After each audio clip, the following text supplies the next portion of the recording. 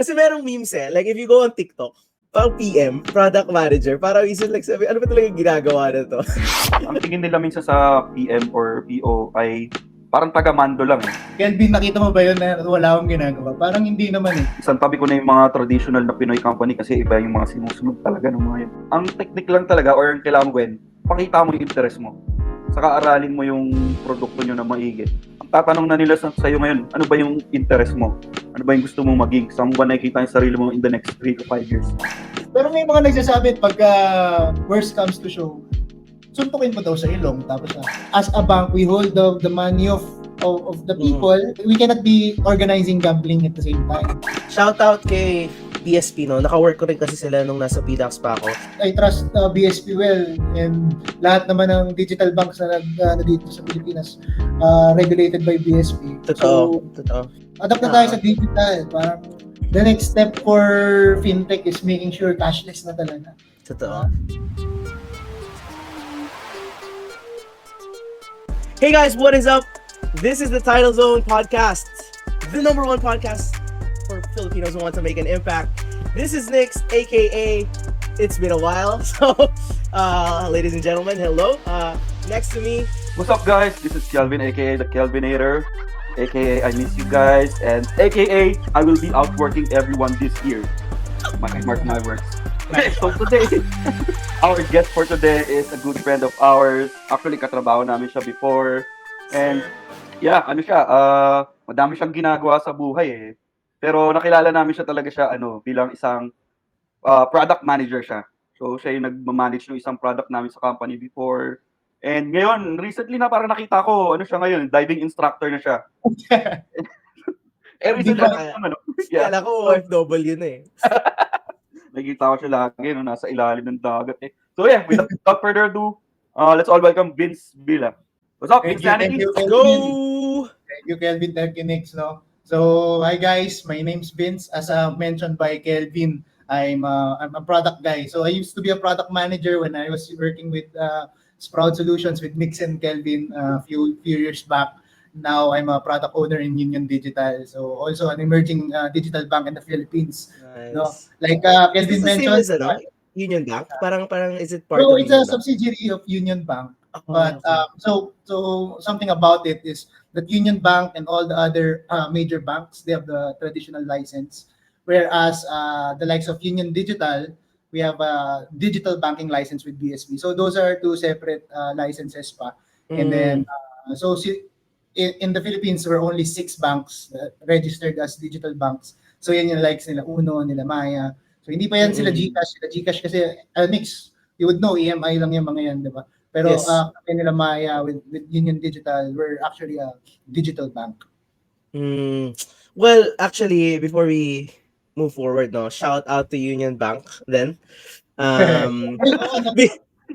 Anniversary lang nila, so happy anniversary. Uy, happy Okay. anniversary. Happy anniversary. Nakikita nyo dami space dito, pwede natin ilagay logo. Hindi, joke. Hindi, shout out lang kasi sa totoo lang, like, I've always parang admired Union Bank. Parang sila yung parang forward-thinking, innovative na, isa sa pinaka-innovative na banks. So, kasi yung iba, hindi na tayo kapangalan pa, parang 90s pa yung mga website, yung mga ganyan, tapos laging kasi Mobile app nila, ang ganda. Oo, 'di ba? Ayos. Sobrang useful, and yeah, yun nga, may Uno Digital siguro we can tama? Union Digital, sorry. Union Digital. Yeah, Bank. Union Digital, baka later we can you Laban can tell niyo us more about that then. Iba pala yung Uno, sorry. Yun, so pwede natin tingnan. But yeah, just wanted to get that out there. So check out nyo din si Union Bank. Hindi to sponsored video, pero gusto ko lang sabihin kasi So since Okay. hindi naman to sponsored, no? Tama Union lang Bank, yung baka binabayaran naman nila. approve Binabayaran. na Ano? yung credit card ko. Ako yung binabayaran nila. So, okay na yun. well, kung hindi sponsor Union Bank, so yung kung ibang bank na nakikinig dyan, kung gusto nyo maganda rin sabihin namin, sell out naman kami, pwede rin. Next episode. Diba? We can work something out with Union Digital with their marketing team. Ikaw, alam mo naman yung mga Yan. Dude, pwede. Actually, yeah, we can talk about that. Pero yun nga, let's go straight into ito. Let's get, siguro, dami rin namin gustong malaman kasi very interesting yung background events. So, meron kaming, baka meron tayong pwedeng silipin muna sa ano mo, sa sa life, sa ano mo, sa currently what you do, like, what are you busy with, aside from your work? So Yeah, I besides think work, Vince, can you start with how did you paano ka nagsimula? Paano ka napunta sa pagiging product manager ba? so actually, swerte lang talaga ako, guys. No? Kasi when I started sa college, parang I didn't know what to take. Parang kung ano lang yung, kung saan ako pumasa, yun na, okay lang. Masabi lang mag-college, di ba? Pero na peer pressure kasi ako. So isipin mo, pumasok ako, entrepreneurship yung course ko. Then napabarkada kasi ako sa mga comsci. Sa comsci, di ba? Ang layo, no, entrepreneurship. So product management na medyo technical pa, di ba? Tapos, yun nga, napa-hangout ako sa mga comsci students na eventually, since yung first year naman, mostly, ano naman yan, minor subjects. Nag-shift kagad ako ng comsci major in software engineering. Pero, hindi ako nagtuloy mag-code. Parang sa internship lang ako nagtuloy mag-code.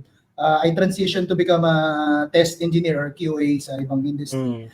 And doon nagsimula. So yun, nung pumasok ako sa Sprout, ako yung nag-spearhead ng QA team, which is during that time, Nix, alam mo to, walang QA team that time. So we built yung QA team ng Sprout, and then eventually, nung running na by itself yung QA team, parang doon naman nahasa yung business side, kasi parang pinapasama na ako sa mga CSMs that time, sa mga customer support, so sa mga calls with clients. So doon din nahasa yung business side.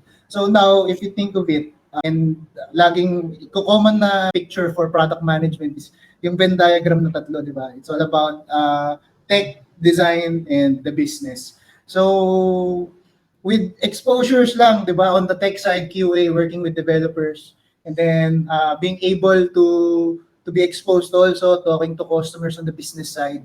So doon nahasa yung pagiging product manager.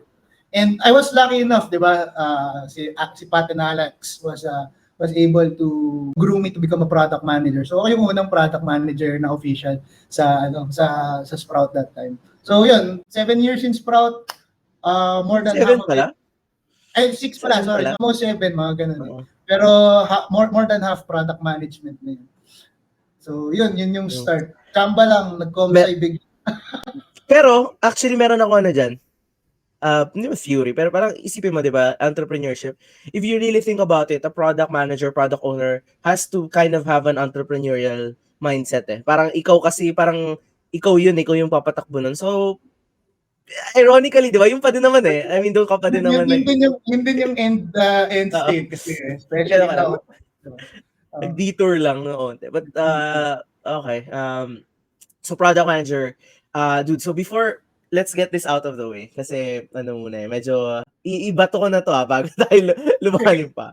Kasi merong memes eh. Like, if you go on TikTok, actually, even before ko siya nakita sa TikTok, ako personally, and I'm adalas namin pinagtatawanan to, pang PM, product manager, para minsan like sabi, ano ba talaga ginagawa na to? Like minsan, di ba? Pero, iba pa, parang minsan di mo alam, kasi parang ang kinikita na iba, parang connector ka lang, di ba? Parang, pero it's, I don't, it's just a meme or joke. Pero like, well, first of all, what do you think about that? Parang mga joke ngayon. But second is, ano ba talaga? Like what are you really responsible with, no? Kasi, and I asked him this because, syempre, like, some of our listeners then are thinking about, syempre, anong magandang career, and uso ngayon, especially now, uso ngayon yung mga career switching, and as far as I know, usually pag product manager, hindi naman, lalo pag entry level, hindi naman kailangan na sobrang lalim. So baka may mga gusto makalam ng ano ba talaga nangyayari. Yeah, so sige, una address ko muna yung so depende rin naman kasi sa scale ng company, doon mo makikita kung may ginagawa yung PO o wala. So nung time nang nasa Sprout, Kelvin, nakita mo ba yun na wala akong ginagawa? Parang hindi naman eh. Kasi during that time, maliit yung team. So yung PO talaga yung mismong gumagawa ng ibang team. Diba? Yeah. Pero dahil maliit yung team, wala ibang choice, ikaw talaga gagawa.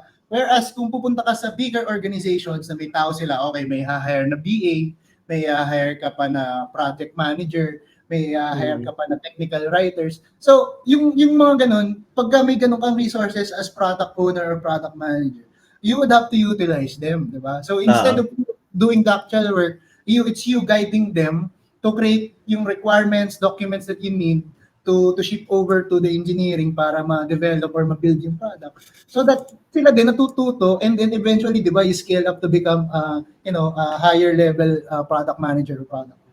So it depends on the skill. Pero minsan akala ng devs, pag humihingi kami ng requirements, kulang-kulang. Pero minsan kasi sasabihin na, Vince, kulang-kulang naman yung requirement. Ito pa lang yung nakuha namin sa customer, di pa naman tapos.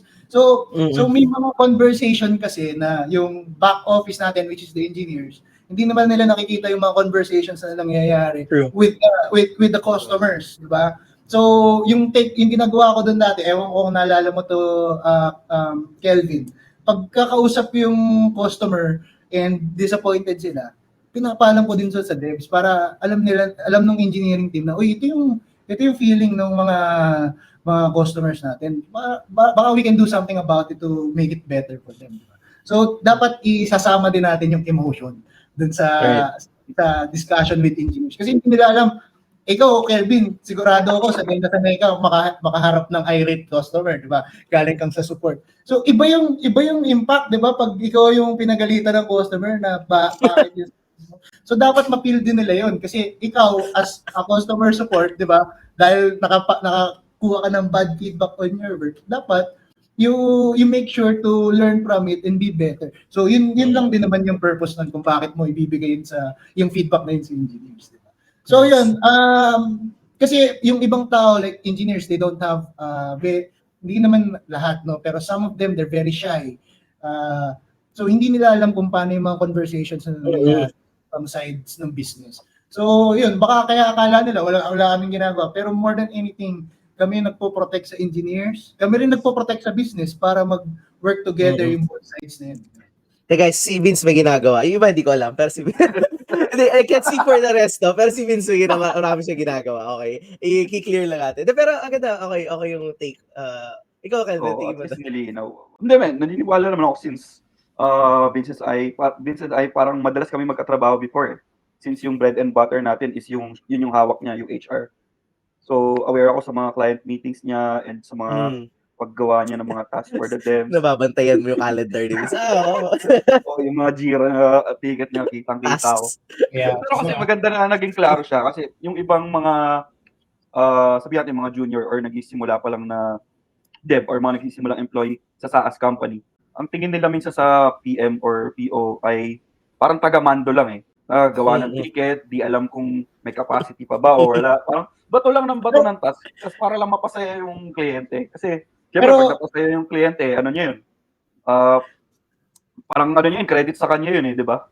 So ayun, kasi maganda na klaro na clear mo yun. Pero Kiel, yung sa ano naman, sa totoo naman, taga-mando naman talaga. Pero dapat kasi strategic yung pagmando mo. And also, like you mentioned, Nix, kanina, yung, di ba kanina sabi ko, Venn diagram, 3 skill, tech, design, tsaka business. And kung entry level ka, hindi ka naman dapat, you can't expect an entry level to be proficient in 3 of those, right? You develop it.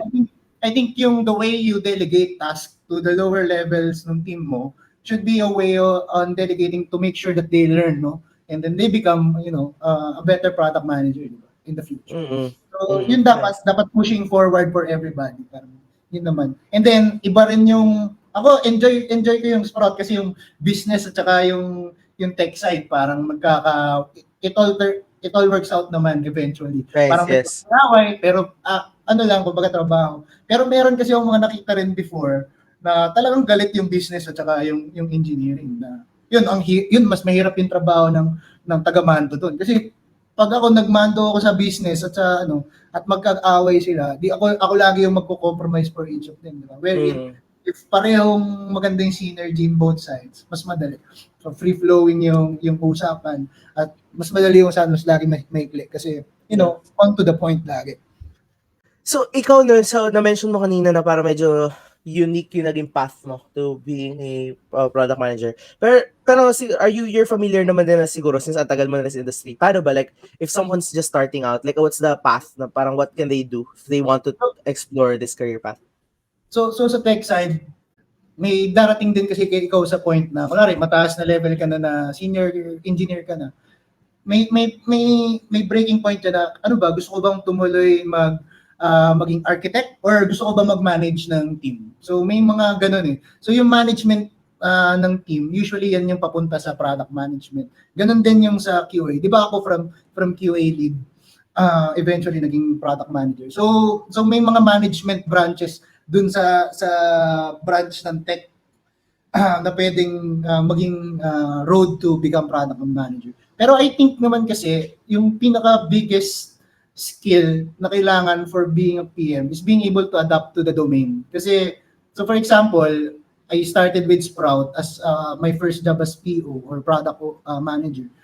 HR yung domain, di ba? HR, payroll, yan yung domain natin. However, if I try to look for another job, like now, I'm with a bank, so sobrang ibang domain. So, yung pinaka-critical na skill for a PO is to be able to adapt to any domain, no? Kasi when we add yung sa Sprout, when we added new products, diba, we have to keep up, Kelvin, diba, para we know how to support and deliver and add more features dun sa mga products na yun. So we need to always, adapt to the domain and try to understand what problems you can solve in that area. Kasi more than anything, product management is being able to find problems, real problems that people are facing and find the best solutions for it.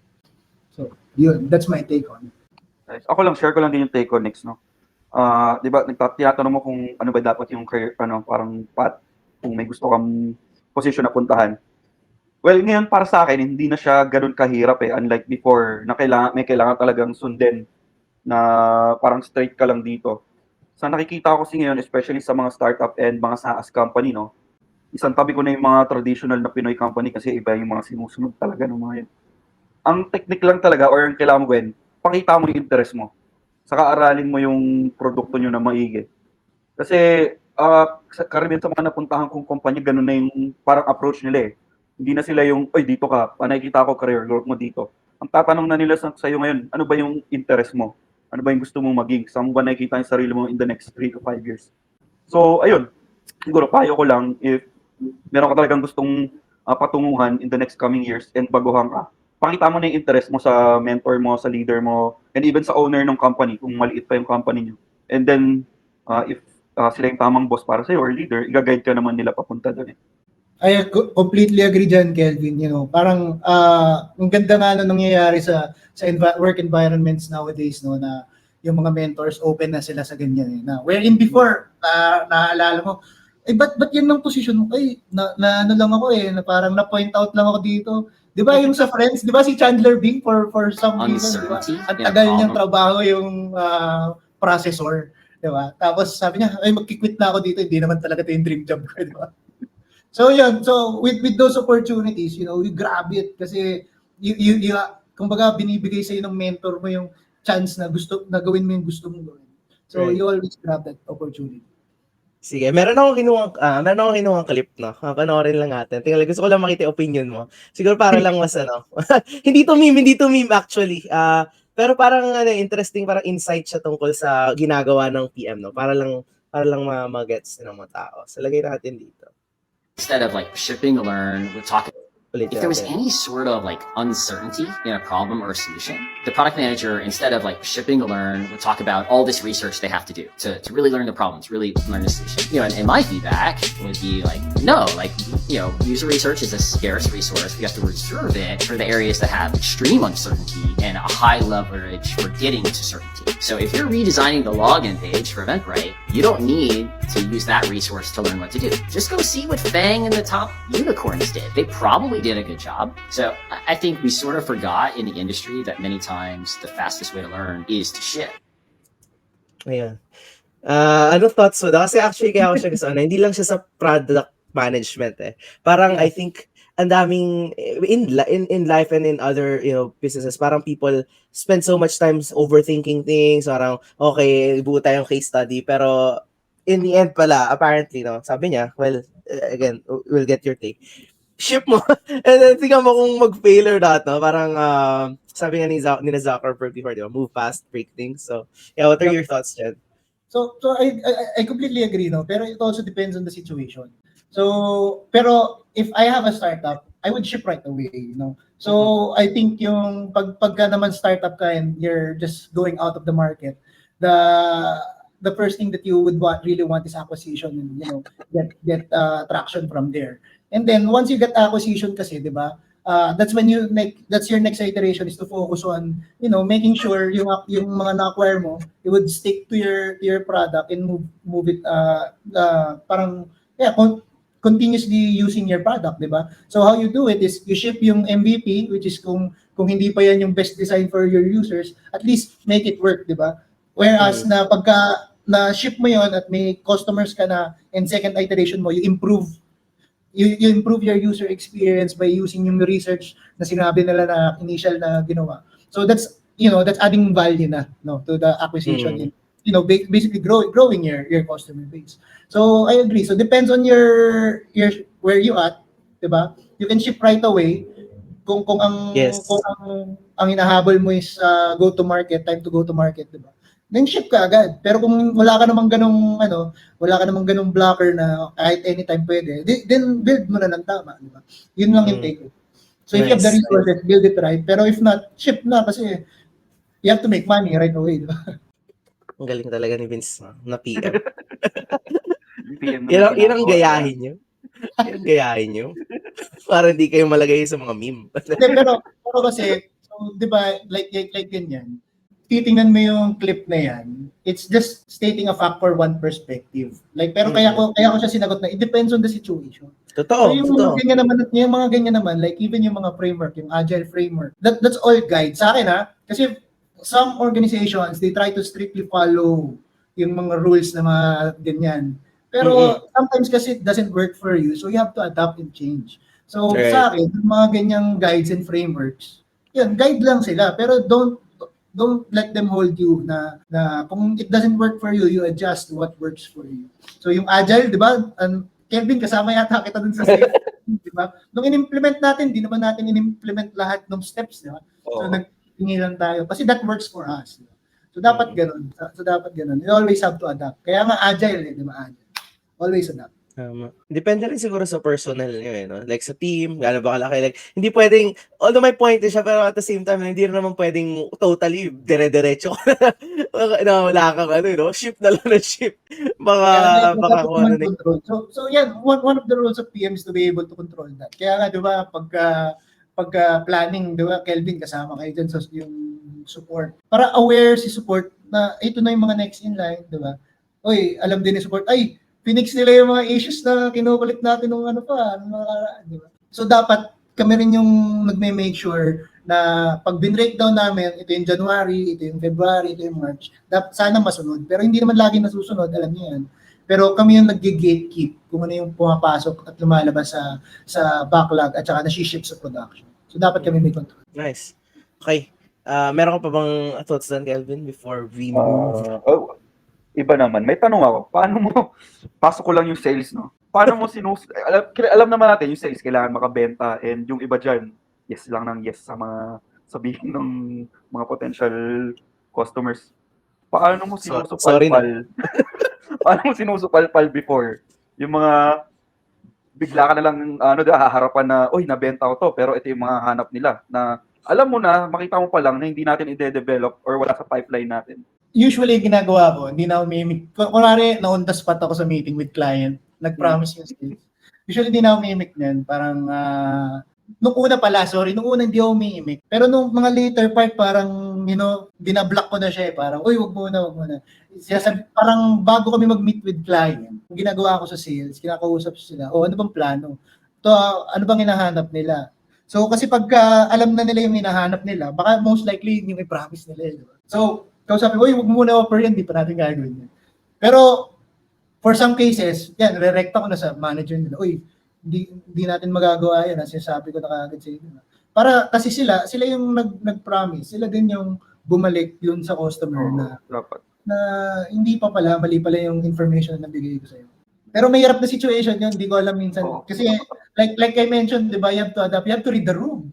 Kung pangit yung rapport ng presentation at the get-go at nag-promise siya doon at ako siyang kinat, baka lalong masira, di ba?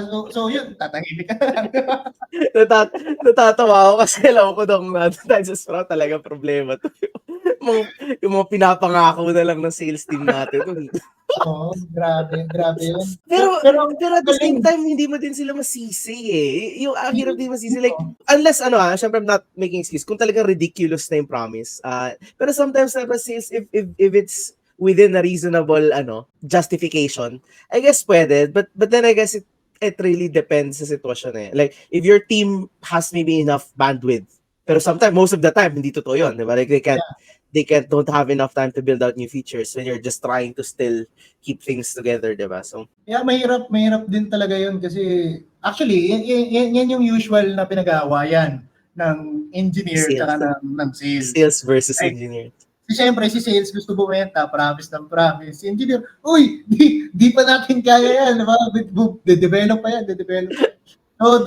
So kami, PO, PM, ipit kami sa gitna. So pag nagbabanggaan kayo, we try our best to, make sure you guys understand each other and you work together and to produce a better roadmap that the business can actually use. Yes. So usually yun naman yung ginagawa namin. Vince, what do you think about AI and how it's affecting your work or your workplace? Is it impactful? Is it threatening to replace some of your tasks or some of the people around you?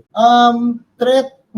I don't see AI as a threat as of now, no. Pero it really depends on people who develop on top of it. Saka yan magiging threat. Pero if you use AI to automate different tasks like you mentioned, as a product owner, hindi ko yan take as a threat. I'll take that as an opportunity to automate my task, diba? Unless sabihin nila, ay, tanggalin na yung mga PO, AI na lahat, diba? Well, yun, natatakot na ako. Pero just to automate some of my tasks, I would do it. Even now, when I try to write my user stories, ako naman, hindi naman ako good public speaker. Bobo ko ako sa grammar eh. I use the technologies available to improve some of the contents I create. So for writing user stories and acceptance criteria, ChatGPT mo yun, di ba? Para mas better understand ng developer, di ba? So, yun. Tapos, di ba, si Sprout, parang nag-acquire sila ng AI na company. So I think, talaga? Yeah, so I think, yung in Sprout's domain, I think a lot of AI would be beneficial to be implemented in some of the features doon. Kasi ang dami nating mga workflows na more on decisions lang on depending on sa data nila, 'di ba? So with AI, matutulungan yung Sprout doon sa mga klaseng products ng automation. Definitely looking forward. Ang dami rin pala pati sa video may nakita ko kahapon I was in a mixer night hanging out with some of the startup founders din dito sa Manila in Lunch Garage. So yung isang product niya is for speech therapist na create content and then automatically creates you multilingual videos. As in yung lips nagche-change pagka nagsalita. So yun sila, gumagamit na sila ng mga ganong technology yun. So, I'm excited for it kasi katulad ng product na yun, it's being used, the technology is being used for something that would help yung mga people with autism, with problems with speech, di ba? So, magandang application. So, that's why, depends talaga sa gagawa ng product on top of it, yung threat ng AI. Yun naman yung kinatatakutan din ni Elon Musk. Kailangan talaga i-regulate kung kailangan. So, yun lang. Fair enough. AI. Nakita kasi akong video kanina eh. Actually, hindi ko alam kung nakita mo, Kelvin, no? It was from one of our previous guests, si Jeff Hunter. Okay. So, ang haba sobrang clip, so di ko mapakita dito 10 minutes. Pinakita niya, meron siya, so may AI startup na ngayon na kayang mag-replace ng BPO customer voice support. As in, nakipag-usap siya dun sa tao. Ang galing. As in, talagang hindi mo ma-feel na AI, pero AI siya. Ang galing magbenta, ang saya makipag-usap, parang casual, parang may mga jokes pa onte. Tapos pinag-rap pa niya eh. Sabi niya, hey, make a rap about your services. Nag-rap pa, pero hindi yung basta-basta nag-rap lang na parang AI. As in parang, oh, that's funny, but sure, here's a beat, here's a fun beat. And then ang ganda, yung nirap niya yung benefits nila. So, pero grabe, boses, tao na talaga, pati mga mannerisms, okay, I get what you're trying to say, ganyan. So grabe, parang, May emotions na yung pagsalita nila eh. Yes. So parang doon ako napaisip parang shoot, ano to, yeah, so I guess not so much yung industry natin now for now, no, but Sa akin sa Yeah. fintech, medyo, ewan ko pwede kami mag-explore kami ng different applications for AI. Pero kasi kung automation and AI yung pag-uusapan, medyo baka di namin pa-clear kung pwede yan sa BSP, di ba? Kasi yung mga iniisip ko, kunwari, since si AI nakaka-read na yan dapat ng prediction sa stock market or sa crypto na charts, di ba? Na, uy, bumili ka na, Vince, ngayon. Di ba? Apply mo, Vince. Papalo yung Bitcoin ngayon ng mga 30%, bumili ka na ngayon. Parang pag agree ka lang, bili ka agad, di ba? Paano tas tama. Oo, Kasi tama, predicted. Diba? So, di ba, parang regulatory-wise, may medyo, gray area. Yeah. Gets. Yeah, okay. But yeah, and just some interesting, ikaw, Calvin, kinakabahan ka ba sa ganon? Yung AI? Hindi, Medyo, kasi specifically din yung kinuwento ko na kay Jeff na parang putik, totoong ano na to customer support guy. Medyo, pero may lamang pa rin naman kasi yung tao since may emotion tayo eh. Pagka yung AI nagkaroon ng emotion, siguro Hindi. Isipin mo, Kelvin, pag nagkaroon ng emotion yung AI, tapos di ba usong-uso ngayon yung mga content creator na mga babae na nagbebenta ng kung ano-ano. Isipin mo kung AI na yun, bro, di ba? Parang bibili yung mga lalaki ng content ng AI. Oo, OnlyFans pero AI lang, no? Uy, magandang experiment yun OF, pero gagawa lang tayo ng AI persona sa dami photos sa babayad. Uy, business model. At least Startup hindi na to. na tao, di ba? Oo, wala ka namang clean conscience, wala namang na-exploit computer, JPEG lang yun Okay. Siguro let's go dito. Interesting yung sinabi nalaman ko lang din nung sinabi ni Kelvin na diving instructor ka na daw ngayon din. Hindi. No? So, hindi man. Pero, hindi totoo yun. Sorry. Hindi pa. Kasi yun na yung pangalan mo sa IG. Naisip ko lang, kumbaga tinake ko lang kagad yung name. Pero, last year, my wife and I, we started taking up yung scuba diving. Yung unang course is open water. Kung recreational diver ka naman, okay na yung course na yun, yung open water. Pero parang na-enjoy ko din siya. And alam mo naman ako, Nick Kelvin, parang always pushing myself to the limit. Parang ang dami pang pwedeng gawin underwater Kaya, so ngayon, we're currently taking up our advanced course. Pero yung misis ko, mag-stay siya sa advanced. Ako, itutuloy ko. So, may mga different stages pa yan So, yung advanced kasi, difference naman with open water, parang you can go on deeper dives, mas malalim, at saka longer dives. Kasi sa advanced, instead of air, pwede ka nang maghalo ng nitrogen sa tank mo na makes you stay longer underwater and deeper pwede rin. So, yung next naman na step ko is rescue, then dive master, and then dive instructor. So, kumbaga, yung dive instructor, sakto kasi sa pangalan ko, Vince Tractor, di ba? Vince Tractor. Ginawa ko muna yung tag para pag-instructor na ako, nasa akin. Pwede. Pero, retirement claiming plan, it na. Retirement plan din ba? Pag sawa na sa tech. Turo-turo na ako sa dive. So, mga gano'ng katagal yung process na gano'n? Like, realistically, syempre, you're busy, so hindi mo naman pwedeng dire-diretso. So, parang, realistically, siguro yung advance, nagawa namin in 1 year. Pero baka it will take me 2 more years hanggang sa diving. Mahal din, di rin siya biro. Sa best.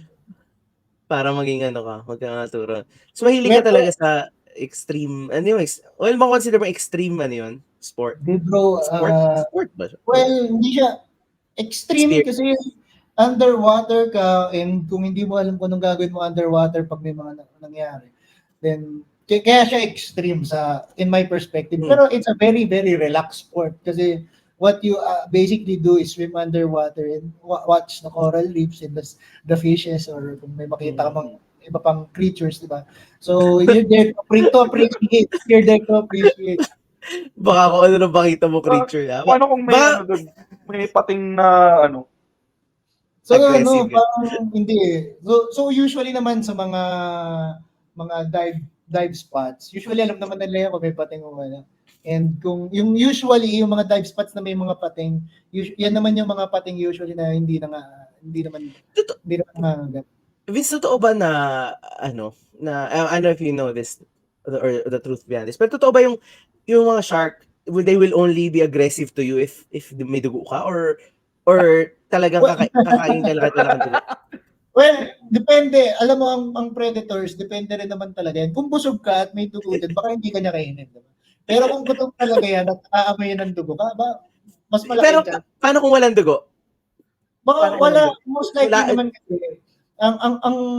And hindi to dahil sa diving. Before pa diving, may pinapalo ko sa Instagram na free diver. At saka sila nung partner nila, advocate sila for sharks, si Ocean Ramsey, hanapin nyo. So sabi naman nila, usually pag nakita ka ng shark, ang tendency niyan is to check up on nyo kung atakihin mo din siya o hindi. So kung wala kang gagawin at bigla na lang siyang lumayo, safe ka na. So usually nga dapat calm ka lang. Dapat wag ka magpanik. Kasi the more movements you make sa water, akalain niya, uy, baka matake to. So just always calm down. Then kung gusto mo man umiwas, calmly, parang gentle lang, parang kung mag-stroke ka, dahan-dahan lang. Kaso pag gano'n mo natamaan mo siya, ayun. Nasipa mo, patay ka. Pero may mga nagsasabi pag worst comes to show, suntukin mo daw sa ilong, tapos yun daw yung pinaka-sensitive nila eh. So pag sinuntok mo daw sa ilong yun, naalis talaga. Okay, pero ang hina nun sa ilalim ng tubig. Diba? Ang hina ng pwersa mo dun. Laksan mo. Laksan. Yung training ko naman kay coach, di ba, Kelbs? Puro sipahan eh. Gano'n kaya kalalim kailangan mo langoyin para makita mo na si SpongeBob saka si Patrick Star? Bikini bottom na yun. Okay. Gano'n katagal, pinakamatagal mo sa ilalim ng free dive? Sa free dive, walang oxygen, di ba? Oo, free dive, walang oxygen, walang tank. Sa free dive, hindi maikli lang, pero siguro mga max ko ngayon, mga minute 30, kung max na yan pero hindi ko naman lagi siya nagagawa, usually less than a minute nga. Hirap syempre. Ano yun? Oo, hirap. Hindi, pero may mga nagpupush din sa free diving community. Di ba si Will Dasovich? Sino ba yun? May world record siya. Hindi ko maalala kung parang 10 minutes niya yata hinold yung breath niya. Ang ina, 10 minutes. Grabe naman yan. Grabe mo yan. Sige, tingnan. Pero di ba nakakatakot sa like ako, I go back to the since we're speaking of underwater, no? Like, I'm sure you've seen yung nangyari dun sa Titanic. Yung bumisita sila sa Titanic, yan sa para submarine sila. Parang, damn, di ba nakakatakot din pag sobrang lalim mo na underwater? Hindi sobra na nun, Nix eh. So, alam ko sobra na yun, pero like, malalim ko pa din sa ganitong pressure kasi dun eh. Well, yun, kaya yung mga extremists sa free diving, they always make sure na alam nila yung area kung saan sila nagda-dive. Kasi may mga tendencies na biglang may undercurrent na hindi mo alam, di ba, na pwede kang hilahin.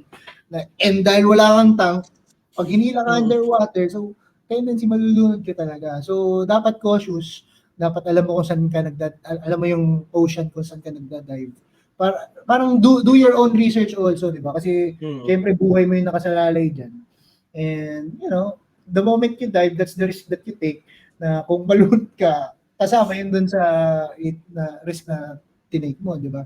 So, ang kailangan dyan, training, kaya nga yung iba nagpupush from 1 minute, gusto nila, ang goal nila, 5 minutes underwater.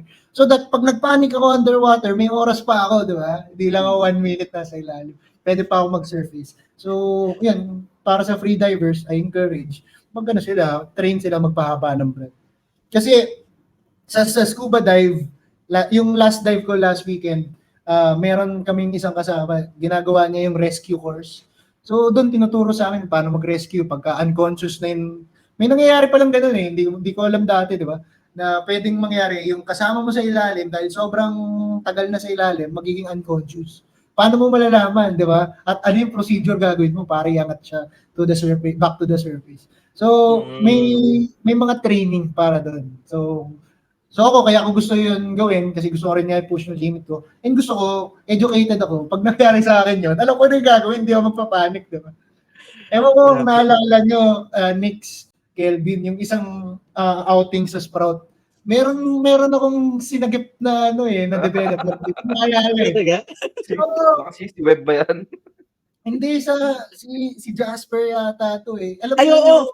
Naalala ko. yung course iikot dun sa buoy. Oo. Ang nakakatawa doon, bro, nakalangoy na siya papuntang buoy. Nung mag-U-turn, nagpanic, doon nalunod. Oo, naalala ko. Oo nga, no? So, dapat pala recorded yun para ano ka na agad. Hindi na kailangan mag-course nito. Nagligtas na to ng tao. Pasok Hindi, na to. pero isipin mo, yun, hindi ako nag-respond. Sabi ko, hindi ako pupunta doon nang walang dalang life jacket. Yun yung sinabi ko. Kasi alam ko, pag ako pumunta doon walang life jacket at sasagipin ko siya, most likely ako yung malulunod. So dapat alam mo yung mga pwedeng mangyari sa situation. Sabi ko, hindi ako sasagip na wala akong dalang life jacket. Kasi pag sumagip yun sa akin na pag ganun, wala na, lubog namin pareho, di ba? So pumunta lang ako doon na may dalang life jacket. Binato ko sa kanya. Pag ganun na nalulunod, huwag kang lalapit kasi nga hihilahin ka na. So, tapon mo lang. Kalma ka lang dyan. Hug mo lang yung life jacket. So, pagkalma, saka mo hilahin. So, dapat, alam mo yung mga ganong situation. Alam mo kung anong gagawin. Grabe, Vince saved a life. Pinatandaan niya yan. Medyo marami na yan. Pati sa surf. Alam mo yung mga, sa mga ibang surf spot. So, isa sa mga hobby ko rin pala, maliban sa dive, no? Surfing. Kelvin, nasama ba kita sa Real Quezon dati? Hindi ako nagsisurf eh. Pero may mga ibang mga taga-Sprout ako sinama sa Real Quezon nag-surf. Si Dave, muntik din malunod doon eh, doon sa Real. Kasi sabi ko, Shout out, Dave. shout out Dave, tsaka si Marlon. Ba't si Marlon, sinama ko sila sa Real Quezon. Sabi ko, pre, surf tayo. Sabi niya, sige. Ako suggest ko, kuha kayo instructor. Kuha kayo instructor para kung may mangyari, di ko isasagipin. So enough pare, ang lakas ng current. Si Dave, nakikita ko, nagpapadel, parang hindi gumagalaw kasi against the current. Oy Dave, ang layo mo na, pumunta ka na dito. Pare, ang tagal niya bago nakabalik dun sa beach.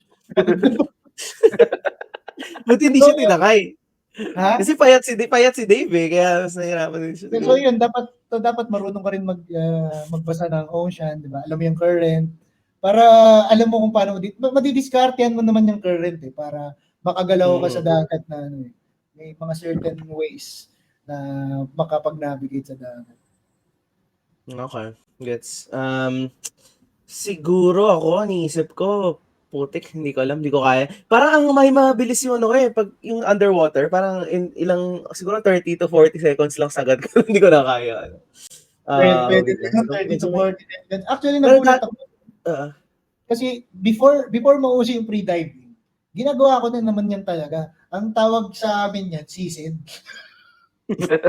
Pero ginandahan lang yung word pre-diving. Sila yung pre-diving. And season. Sobrang talaga sobrang ganda niya na sport na iba yung nakikita mong kulay sa sa underwater. Lalo na pag maaraw yung corals, napakaganda. Nakaka-relax. Anong best dive spot? Sige, go lang. Sige, yung goal doon, di ba kasi sabi mo nagpapalpitate kapag underwater. Yung goal doon is parang bago ka sumisid, mag-meditate ka, lower your heart rate, then saka ka mag-dive para kasi kaya yun yung tinitraining sa pre-dive para hindi ka mabilis maubusan ng breath sa dive mo. Dapat calm ka. So even kaya they using yung longer fins. Kasi longer fins makes yung small movements ng paa mo pababa stronger kasi nga mas mahaba siya. So less effort pero mabilis kang bumaba. Tapos gumagamit pa sila ng weights para mas mabilis talagang bumaba. So may mga technique to improve it. So far, anong best dive spot for you na napunta? Wala, ngayon nakadive pa lang ako sa Anilao area pa lang Pero this coming March, actually pupunta kami ng wife ko sa Maldives. Na-dive kami. Dude, ganda doon. So exciting. Tapos 6 days sa boat kami nakatira sa yacht. Tapos all the days magda-dive kami. Solid yan. Oh, I-vlog mo maganda. Watch out si Dive Instructor. Maganda content yan, feel ko mag-viral yan. Bro, Dito. nakita ko yung mga video ng mga iba nakapunta na lang. Grabe. Maganda yung ano yan, nakapanood din ako ng ganyan, stay sila sa parang yacht type, tapos doon nila parang tuloy-tuloy lang na ano. Maganda nga yung ganun. Maganda nga yung ganun. Tapos, unli yung food, diba? Ayos. Solo nyo yung ano, solo nyo yung yacht. Hindi. It's a parang a tour. Parang cruise. Isipin mo, cruise for diving. Ayos. Parang nakapag hindi diving, pero parang ganyan din yung tinake namin sa Hanoi sa Vietnam. Parang may mga kasama din kayo, pero sa inyo may sarili kayong ano ganyan, tapos umikot lang dun sa Halong Bay yung ano. Yeah. Kasi hindi ka din pwede mag-dive sa Halong Bay, may babaw lang. Well, yun. Tapos ano pa ba? Nagda-dive ako, nagsisurf. Yung wife ko mahilig din kasi sa outdoors, kaya nagkasakto. So lately, nag-aakit-akit din kami ng bundok, camping. Kasi yan naman yung mga una namin ginawa nun na gano'n eh. Camping. Ihaw-ihaw. Ay, baka yan. Doon pala na ano. Doon pala na nahuli. Okay. Kaya Mix, basketball ka ba? Hindi nga eh. Gusto ko mag-basketball kaso wala akong tiwala sa tuhod ko. Every time after ng laro, parang okay ka pa. Pag uwi mo, hindi ka na makakit na hagdan minsan. Pero nakakamiss din. So actually, speaking of, nanonood ka ba ng NBA? Late na, follow-up ka pa sa... Ano na lang, honestly, simula ng pandemic, highlights na lang. Yeah. Pero ano, sinong pick mo for mag-champion if ever? Isa lang. Dalawa yung sinabi mo eh. Sino yung mas gusto? Mavs. Mas malaki yata yung chance ng Mavs. Maganda ba record ng Mavs? Hindi ko rin alam eh. Hindi ako nanonood, pero minsan pumupusta pa rin ko sa ads. Ako rin pumupusta rin ako sa ads eh. Pero hindi ko na rin sinusubaybayan. 6 yung Mavs? Dallas Mavericks top 6 sa West. Ang Milwaukee Bucks top 2 sa East actually. Pero yung record nila hindi nagkakalayo. Parang 4 na wins lang yung lamang ng Bucks. Pero nakita ko yung mga roster ngayon, ang daming malalakas na team eh. Kaya hindi rin natin masabi. Grabe yung ano ngayon. Talent. Number 1 ba ngayon? Wolves? Tama? Tingnan natin. Sa East, Celtics. Sa West, Wolves. Tama. Kelvin, hindi kasi niya tinuloy yung yung Yahoo Fantasy ng Sprout eh. Yeah. Sino ba nagpasimuno nun? Saling po sa alam ako. Hindi magsibayaran ng Hirap pagbayaran na. Hirap. Actually, okay nga ako ngayon ng fantasy. Sa fantasy, meron akong league ngayon na may pera din eh. So pag kung manalo ako parang mga 30 to 40k. Ano puno kayo? Top 3 ako ngayon. Top 3 ako ngayon. Kaso di ko alam eh. Parang lagi na lang may nangyayari. May injure. Ang hirap ito sa NBA fantasy. Ang haba pa naman ng season. Pero pero makikita natin. Speaking of yung sports betting, no? Saan kayo nagsa-sports bet? And may follow-up question ako doon. Ako nakikilagay lang ako sa friend ko na nagbe-bet din. So, hindi ko alam kung saan, pero nakikisabay lang ako. Baka ikaw, pero suggest mo sa akin. Hindi, si Kelvin nagturo sa akin. Tinuro niya sa akin sa GCash. Question lang, no? So, speaking of, kasi nandun tayo sa so nakikita ko kasi yung, parang sports betting kasi, I don't know yung regulations ng Philippines, to be honest, pero si NBA mismo, and again, ibang rules ng US and Philippines for sure. So, sa US NBA, talaga encourage nila sports betting or betting on NBA games. Like, hindi siya crime, hindi siya frowned upon. Dito, hindi ko sure, pero, again, assuming na nasa GCash siya, okay lang siya, no? Is this something that you guys, do you think papasukin to ng mga banks? Like, you being in the fintech world and being affiliate, working in a subsidiary of a bank, do you think this is something na papasukin ng banks or masyado na tong labas kasi gambling, alam mo yun? I think sa bank naman, as long as makaroon kami ng clear na direction with BSP. Kasi depende rin kasi kung paano mo i-execute eh. If the bank will conduct the betting themselves, yun yung bawal. Kasi kumbaga, as a bank, we hold the money of the people and we cannot be we cannot be organizing gambling at the same time. Parang yun yung bawal. Pero yung case na ginawa ni GCash, And yun naman yung ginagawa nila with their, almost all the new features is parang integrate lang with something, with an existing backend. Baka yun itolerate pa kasi kumbaga ang nangyayari, si GCash is just a payment gateway wherein you can use to fund that gambling app, di ba? And you can gamble in the gambling app, not in GCash, di ba? Ganun yung lines eh. Hindi si GCash yung nagpapagamble pero nakadikit sa app niya yung nagpapagamble. Pero kung yung financial institution yung magpapagamble, yun yung hindi papayagan. Well, sana, no? Kasi ganda, hindi ko siya lagi nagamit. Though nakaka-irita. Kasi parang nakatatakot ako kasi GCash na yun. Lagi akong gumagamit ng GCash. Inflow, outflow kasi GCash. So pag ako nabaliw na addict dun sa pagbet, baka maubos na ang pera ko. Di ba pero for a time na sa GCash nga yung talpakan, di ba, Kelbs? Oo. Meron pa yata, wala na ba? Parang wala na. Meron na rin doon mga color game, mga perya games. Oo, So, meron. I mean, ako natutuwa ko, like, again, we don't promote or, gambling or, syempre, do so, at your own discretion and huwag ka pero kasi, siya yung tipong activity for me na basta hindi ka ma-addict, pero again, mahirap na nakaka-addict. Kung talagang trip-trip lang, na parang nakakatuwa naman na nandun siya. Pero, bro, kasi yung kasi yung problema eh. Yun nga. Pero ako si iba ako sa ganyan. Kaya, hindi ako, bihira ako matalo sa ganyan. Kasi pag manalo lang ako ng kahit onte, tapos na ako. Pag matalo ko na, isayo ko na. So, ano mo dyan kay Kelvin, may time na uso yung casino sa mga taga-sprout. Bakara, gano'n. Masyado na natin nilalaglag yung mga stock. Hindi, nagkaya yan isang beses. Isang beses na ulit-ulit niya. May space. Masyado namang maano sa Sprout. Ayun, may space pa dito. Kung gusto nyo magaganda yung sabihin na hindi yung mga ganyan story.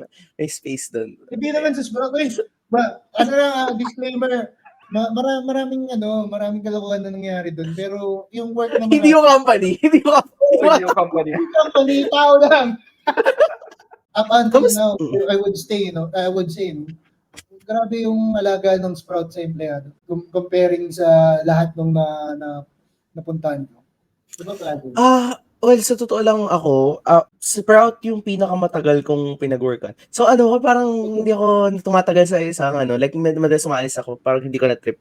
Pero tumagal din ako sa Sprout. So, that's a testament to them, I guess. 6 years. Kailan ka nag-start pala sa Union, Digital, if you don't mind? Mga mid 2021. Tapos, mid-2021, okay. Tapos nakapag-release na kagad ako dyan ng 2 products na sa production na. So, maganda yung initial start ko dyan kasi parang palong-palo na build na gusto na mag-launch. Yun. Ano yung mga products nyo na siguro if you can share a little bit. So, if you open a Union Digital Bank account now, so you'll be able to get a savings account with a 3% interest per annum. No? And if your balance goes beyond 5 million, you can get 4% per annum. We also have time deposit. So minimum placement for time deposit is 1,000 pesos. And yung minimum tenor niya or yung duration is 30 days, 1 month, no? Okay. And a max of 1 year. So may 1 year din. And yung rates niyan could vary depending dun sa parameters mo. Kung magkano yung i-place mo at kung ganong katagal. It could go up to 6.75% yata. Ano yung sabihin ng per annum? Per year. Per year. Per year, okay. So yan yung dalawa kong unang products, yung savings at yung time deposits. Then we also have... Wait. Vince, bago mo i-diretso, clear ka lang, yung time deposit, 6.75%? Nasa ganyan. I'm not sure kung 6.75 or 6.5 yung pinamataas niya. Pero yeah. Mataas siya compared sa, kasi alam ko 5 to 6% sagad no iba eh. So, yeah. For those who are listening, baka isipin, 0.5, 0.75, dude, malaki yun if malaking pinakasok. Malaking bagay yun. Okay. Kasi in traditional banks, you can barely get 1% nga eh. 0.15, diba? 0.12, 0.2. Yeah. Ako, I trust BSP well, and lahat naman ng digital banks na dito sa Pilipinas regulated by BSP. Totoo. I think since nandiyan na yung technology, I suggest everyone to adapt also, di ba? Parang hindi ko sinasabing close kayo, mag-close, di ba? Pero adapt na tayo sa digital. Parang the next step for fintech is making sure cashless na talaga. Totoo. Shout out kay BSP, no? Naka-work ko rin kasi sila nung nasa PDAX pa ako. Ang dali ko, like ibang-iba yung BSP natin versus yung counterpart nila sa ibang bansa. Like, sobrang, like, alam ko minsan ang opinion ng mga tao pag mga Pinoy, kung lalo na politics or mga ganyan traditional banks, hindi, corrupt or hindi. sobrang solid ng BSP. And even ng SEC, ng Philippines, like, nakakatawa. Pag ikukumpara mo siya sa US, like, talagang galit na galit sila sa SEC doon, sa bank, nila doon. Like, dito, dude, like, parang sobrang dali kausap and ang bait ng mga dito. Parang yung, ano naman sila open to collaborate sila ganun kaya ganda. Saka innovative, nag-iisip na parang hindi close-minded sa technology. Yun ang maganda din. Kaya I think in a good place yung fintech and financial landscape dito. So, cool. Sige. Sige, Kelvin, idiretso muna tayo sa Unless meron ka pang wala naman na tungkol sa Ano ko lang pang TikTok kasi ganito yung mga gustong topic ng TikTok yung mga pinupush niya. Meron kami ito yung mga pampapush na pang market namin Bigay natin gusto ng mga tao. Oo, nakakatuwa magbasa lang comment section, nag-aaway yung mga tao Meron doon nag-aaway dahil sa Taylor Swift, sabi si Taylor Swift na yung McDonald's generation. Masarap mag-popcorn. Pag-away na yung lahat ng mga Karen. Yung pinakamarami natin. Sige, go muna. Current events, actually, hindi na super current. Last year pa Anong komento mo or naapektuhan ka ba sa hiwalayan ng Katniel?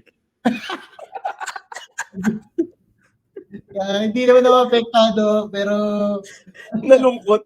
Si Sok baka apektado, baka nadamay ka. Pangit yung topic kasi, alam mo, nung nakita ko yun sa sheet mo na gusto mo pag-usapan, sabi ko, yung una kong na nakita ko si Catherine Bernardo. Mara Clara pa yan, Brad. Noong college ako, nanonood ako ng Mara Clara, tapos ngayon nag-break up. Parang nakita ko siyang lumaki, men. Kaya nalulungkot ako para sa kanya. Okay, shout out kay Catherine. Si Catherine Bernardo lang. Nagulat ako kasi parang nung Mara Clara, akala ko nga si Julia Montes yung sunod na magiging rising star. Si Catherine Bernardo, galing. Ang ganda naman nung niya nung naging career niya rin. Down to earth. Hindi pa naman tapos career niya, nag-break lang naman sila niya.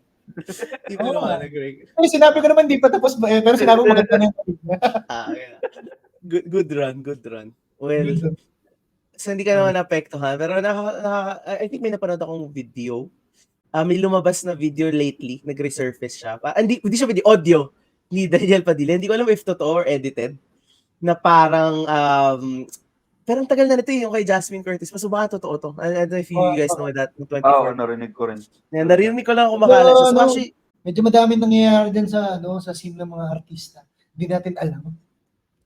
Yeah, well, sa lang, hindi ko lang alam pero to be fair lang din kasi allegations lang. Medyo I think people are going too far na din. Parang may mga thread gumagawa sila na parang every year nilalagay kung sino yung mga allegedly na nakarelasyon ni Daniel. Parang like again, hindi natin alam, hindi ko sinasabi, hindi ko siya dinedefend, pero parang sobrang OA na. Like paano mo nalaman sino may Vietnam model, Russia, sino to mga to, di ba? Parang nakausap lang niya, nakausap lang niya sa isang lugar, tapos nagpicture lang sila kasi may ari nung bar yung kapatid nung babae, biglang may relasyon na sila.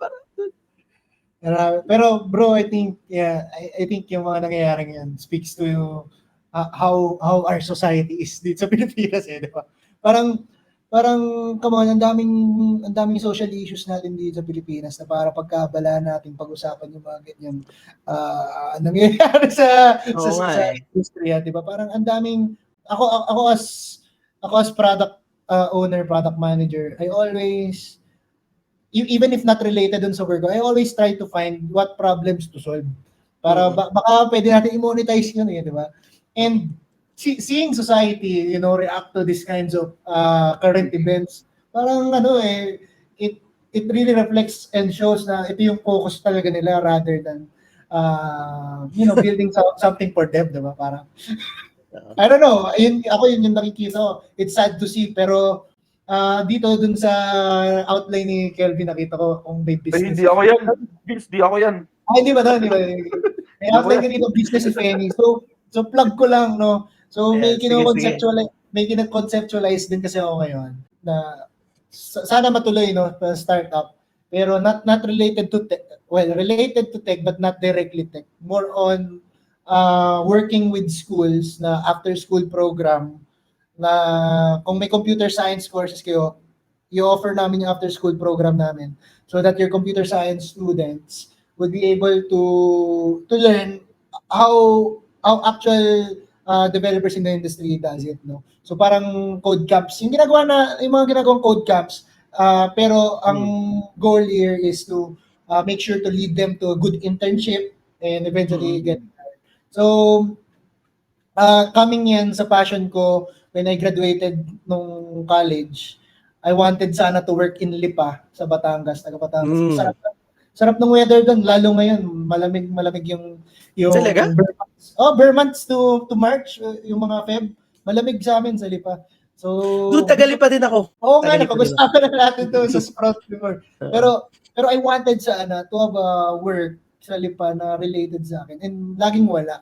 So my goal ngayon is to also share yung, sabi ko 'di ba, swerte lang yung nangyari sa akin, to share my luck to other people na meron naman talagang gustong gawin sa tech, no? And I wanna guide them to become successful also. So that's my vision, no? And I'm working now with some schools na talking with Nice. them in order for me to you know, push forward. So I'll start with schools in Batangas. So I'll be calling my startup Baracode. So Nice. Barako ka pa si Kape. Barako. May website ka na ba? Like, baka pwede namin i-link. Parang nag-down yata ulit, hindi ako nag-renew pero pwede nyo I-renew mo, sayang. i-renew ko yung GoDaddy pero yeah, kasi ang important naman sa akin is to work with the schools muna rather than the website. Kasi yung acquisition ng talent will be coming from the schools. Totoo. Then may kausap na akong mga startup, they're willing to get talent kasi even Para sa startup- internship. Para sa parang internship. internship na yung program sa'yo, i-focus ko, depending kung anong tech stack nung naghahanap. So, tech stack ni Sprout, titry natin ng C#, di ba? C#. Ganun, Okay. ganun yung plan. Nice. Nice. Baracode. So, it's a good initiative. Pero ngayon, nasa Manila. Saan ka ngayon? Ortigas ako, na-base ako ngayon sa Ortigas. Kasi, di ba wife ko, dito din sa Ortigas yung office. Oo. So, make sense sa amin dito. Kakapunta. Actually, nakita ko siya Magkasama kayo ni Sok, di ba? December. Hindi, si Nix at si Sok ang magkasama dati. Oo nga, magkasama Dati. sa work. Dati. Pero nakita ko siya, pumunta ako sa office nila nung November or December. November. Punta niya nga to. Nakita ko sila doon. The first time ko pumunta. Actually kasi nung nakaalis na ako sa company na yun nang hindi pumupunta sa office. Like kasi pandemic noon eh. So never ako naka-pack sa office ng company. Tapos naka-apak ako kung kailan wala na ako for some partnership na shoot yan lang malalo. So anyway, ayun. Cool, no? So yeah. Naalala ko Support yung natin yan. Nix, naalala mo yung, di ba, kausap kita, sabi ko, Nix, gusto mo pasok ng PDAPS? Oo. Tapos di ka nag-reply, yun yung nasunog yung bahay nyo, yun din. Oo. Tapos na okay na, recover. Ito pa din, okay naman, bubuo pa. Actually, yung nangyari doon is, well, unfortunate, no? Yung mga kapitbahay, kumbaga, yung hilera namin, na 8 or 9 na houses, yung pinaka-affected or 10 houses, sinuwerte kami na parang kami yung cut-off. Parang yung 6 or 7 talagang, sorry, pero talagang sila yung pinaka naapektuhan. Yung sa amin, syempre, may init na tunaw yung medyo likod, pero okay pa. Like, okay, talagang blessed kami no, na hindi kami, kumbaga sa amin tumigil. Kasi yung katabi namin, talaga pati bumuka pa yung lupa. And, pero tama ka, yun yung interview ko nun, actually. Pagkatapos ng interview, as in literal na pagkababa ko, naririnig na ako nagsisigawan. Or nagsisigawan na nga, nung patapos. Sunog na pala yun. Sunog na pala yun. Oo nga, buti hindi natapos. Actually, yes. Oo. So, maganda talaga yung ano nun. Parang, kaya memorable. Naalala ko pa pala na kakasunog na sa amin nung panahon na yun. Hindi. Nag-alala ako nun sa'yo. Anong sunog? Kala talaga namin, like tinanggap na namin na parang wala na lahat. Kasi ganun siya kalala. Nasa balita pa yung, nag-send pa ata akong video. As in talagang sa mga pelikula lang ganun siya kalala. Hindi ko rin alam ba't thank you na lang kay Lord na hindi talaga kami nadamay no? Kasi pag kung nadamay kami mahal nun. I think yung iba naming kapitbahay although may insurance pero million pa din yata yung nagastos ng iba. So may na-claim kayo? May na-claim kayo? Wala namang nangyari sa amin eh. Wala Hindi nangyari. I mean not Wala. enough. Oo, hindi enough yung naging damage. Parang ano lang yung aircon sa taas na yung ano, na syempre natunaw yun kasi ang init na, 'di ba? Tapos yung I guess yung firewall, yung likod na ano, pero may bricks, pero paint lang eh. Ipi-paint mo ulit, i-waterproofing mo ulit. Wala. So wala parang baka kung nag-try ako mag-claim, masampalin lang ako kasi wala naman talaga. Yun nga yung crazy dun eh, wala masyadong nangyari. But Pero yung pader, may color black na, no? yung pader, nun, yun ang niredo, paint, waterproofing. So, ingat kayo sa mga apoy. Kaya ako nagpapanik ako, nag-aano ako minsan pag may naririnig akong Bumbero. putok, ganyan. Hindi, bumbero, pero putik, wag naman sana, like putik, medyo half trauma na, nakaka-trauma din siya. Sige dude, siguro, it's been an hour na din, no? So, I think one last, let's talk about yung work from home ba kayo? Well, hybrid, no? Hybrid. Parang 3 days na office, 2 days work from home. Sa office niyo in Ortigas, di ba? Union Bank dyan eh. So, actually, ang registered office ng Union Digital is San Pedro, Laguna. Kung makikita mo sa exit sa southbound, di ba may Union Bank doon? So, pag mga general assembly, usually, mga Doon. big event, dyan kami. Tapos, pagka wala namang big gathering, dito na kami nagre-report sa Union Bank Plaza. Okay. So, with that said, no, what do you think is yung future of work sa Philippines? No? Do you think eventually, kasi again, COVID really took a lot, no, lives and livelihood. 2020, 2021, doon nag-start yung era ng work from home, and then we're seeing some companies slowly going back to work. And ngayon nga, hybrid. Yan yung nakikita kong pinaka-common ngayon, hybrid. What do you think is the future of work in the Philippines? Is it hybrid? Will hybrid continue for next few years, or ito ba yung tipong okay, real talk, parang wala na masyadong COVID. I'm not saying this baka yung sabihin nila or yun yung makita ng industry na parang, wala na COVID, balik na lahat. Or ito na ba? Or mukhang hybrid na ba talaga or / work from home yung, kasi it's working for some. Yeah, I would say it depends on the industry where you at, no. Well, especially kami sa tech product, medyo lucky kami kasi most of the things talaga we can coordinate things through calls lang. Unlike some functions na kailangan na may physical togetherness para maka-work, di ba? Pero I think hybrid for now is good enough. Pero I think dapat kasi companies would be more open to fully remote din. Kasi if you think of it, and even kahit di pa nga pandemic that time, hinahayaan if you're a good talent, yung ibang companies, they allow you to go on vacation for a long time, pero you work yung hours din dun sa area na yun. And marami ng taong open dun. And having good talent is so hard to find, di ba? So, yes. if yung work environment lang yung magiging issue, kung bakit mawawala yung super galing na talent, then ako as business owner, I would, sige, hayaan na kitang mag-work somewhere else. Kasi kung effective ka naman, why not, di ba? Pero that means na yung offices, yung mga companies would only be open to that kung yung mga talents na din naman lahat talaga would also put in the effort to really work when you're at home. Kasi I think meron din naman nag-manifest dun sa work from home during pandemic na walang ginagawa yung mga tao, di ba? So, dapat talaga balance lang tamang trust sa tao and tamang balik ng trabaho ng tao sa company. And for now, hybrid is good. At least you have the option to work in the house and also in the office. Ako, honestly, ito, alam ni Kelvin, mas gusto ko talaga sa office eh. Sarap makipagkwentuhan sa office sa pantry, di ba? Kakape lang eh, no? 1 hour na pala. Live update sa pila sa kape. Yeah, tama. Pero, yeah, yun yung, I think, depends talaga eh. So, nagiging ano na rin siya. Diba? Pero naging ano na rin siya, no? Weapon ng, I mean, di weapon talaga. Naging advantage na siya ng ibang companies eh. Parang ang nabasa ko, although yes, Vince, no, sabi mo, mas prefer mo sa office. Pero yung surveys kasi, hindi yung studies, parang may majority ng tao na mas prefer na either work from home or hybrid, no? So parang ang nangyayari ngayon, sinasabi nila sa workplace, para maging competitive yung company mo, for you to attract great talent, hindi pwedeng hindi ka hybrid or work from home. Pag nakita nilang 5 days a week, ayaw na nila. So, Ano din may illusion kasi yun, di ba?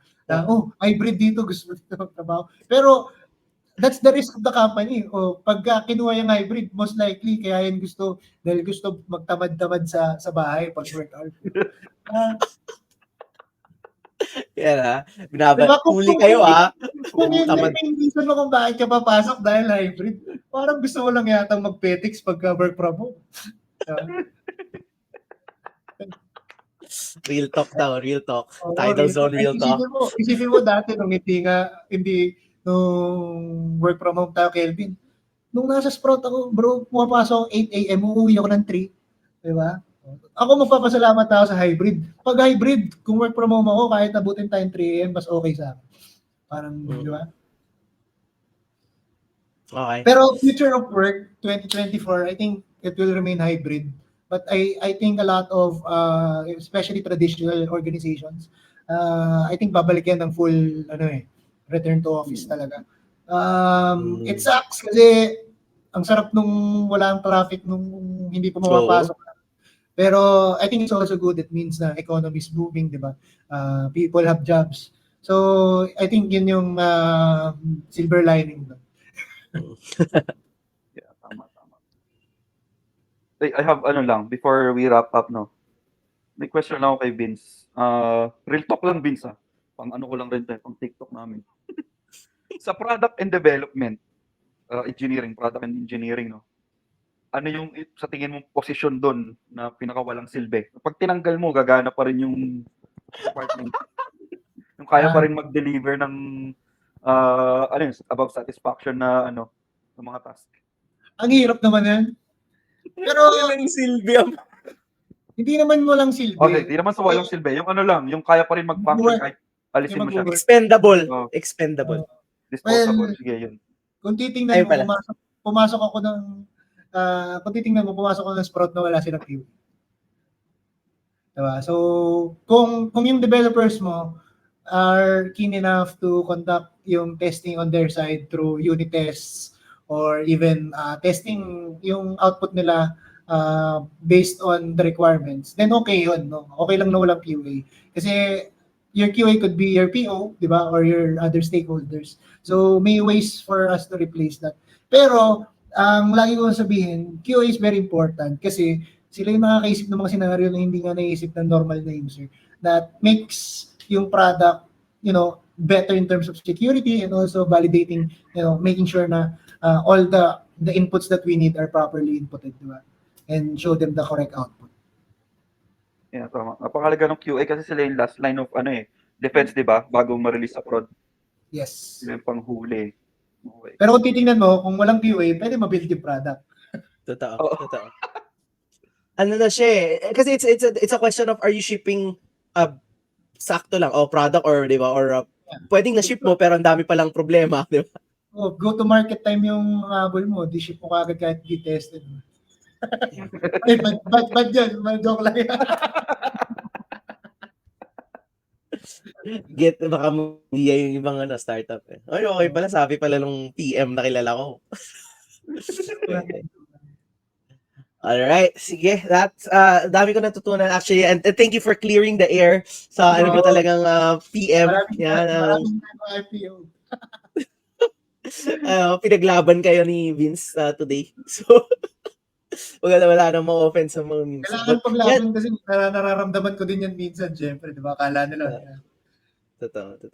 So, sige, any last words, anything you want to plug, anything you want to share before we put it to close? I think as a product manager, product owner, the main goal of product naman is solving problems, no? So as long as we keep in mind that while doing our job, there might be different difficulties, may politics man yan or kulang ka man sa tao, always make sure your core is to help people solve problems, and you'll always find out a way out of your challenges. So laging may paraan, and yun yung tunay na GDT, like adapt to certain situations. Pag nangyari yan biglaan, kailangan mo mag-adapt, and having that mindset na helping people solving their problems would always lead you to finding solutions. So yun lang, always help out people. Yun yung pinaka masarap na feeling as being POs, no, and product managers, is getting validations from your customers themselves. And I've got that a lot from Sprout. I've got that a lot also from UD. So I hope you get those also, yung mga future PMs natin dyan. So yeah, thank you, Tidal Zone Mix and Kelvinator. Thank you. It's my pleasure to be here. Nice. Thank you so much, Vince. Thank you, Again, we Vince. learned a lot. Ang ganda rin ng mga takes mo sa hiwalayang. Joke lang. No, this is great. No, this is this the first episode you recorded in 2024, right? Oh, yeah, tama. Yes, no. So, yan, this is we're gonna be doing more episodes. We have to get back to the studio soon. Ano kami doon? Kailangan mag-record ng mga TikTok. But yeah, thank you so much for listening to this episode. Hope you guys learned a lot. Make sure to comment your biggest takeaways sa ating Spotify questions. Now we'll be uploading this shortly on Spotify. And yes, sir, that has been it. Any last words, Kelvin? Wala na. Basta ako, natutunan ko, upakan ko sa ilong yung pating. Shark. Yeah. Nag-dive ako. Mga apply mo yung mga natutunan mo kay ano. Ito na sumuntog sa tubig, Kelvin. Sapakin mo muna yung Magikarp natin dito. Alright, guys. That has been it for Tidal Zone, the #1 podcast for Filipinos who want to make an impact. Make sure to follow us on Spotify, like us, subscribe on YouTube as well. That is where we will be uploading all these episodes. Full video episodes will go up on YouTube as well. So, guys, maraming salamat and see you on the next one. Bye!